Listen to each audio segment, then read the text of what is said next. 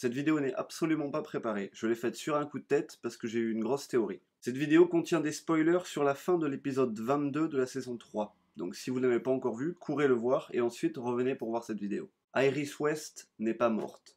Laissez-moi essayer de vous expliquer ça assez clairement. Le nouveau Harrison Wells, donc le Harrison Wells de Terre 19, donc HR, est mort à la place d'Iris.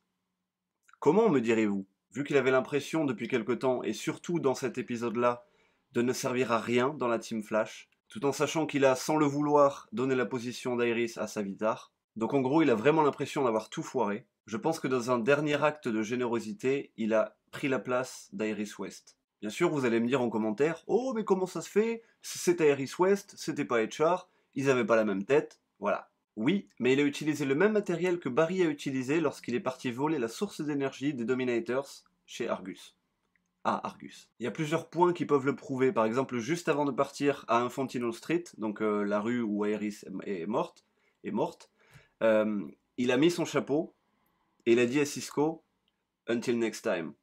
Comme ça. Les deux seuls moments où HR, donc le Harrison Wells de Terre 19, avait son chapeau, c'est lorsqu'il est arrivé. Et maintenant lorsqu'il repart. Qu'il meurt. Voilà, donc, pour le dire encore une fois la théorie, Iris West n'est pas morte. HR est mort à sa place. Maintenant la question est, comment il a fait? Car, comme vous l'avez très bien vu dans l'épisode, Harrison Wells a donné la position à Savitar sans le vouloir. Savitar est allé sur Terre 2 pour chercher Iris, et ensuite il est parti. Donc comment a fait HR pour prendre la place d'Iris? Il y a plusieurs options.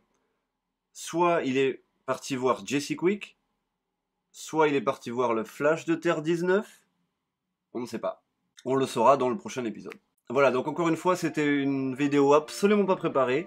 Il y a la suite de Flashpoint 1000 ans plus tard qui arrive très bientôt, demain. Voilà, donc si vous pensez que la théorie est possible, n'hésitez pas à laisser un commentaire. Et si ce n'est déjà fait, à vous abonner. En attendant, moi je vous dis à demain pour le RMUC numéro 35, Flashpoint 1000 ans plus tard 2.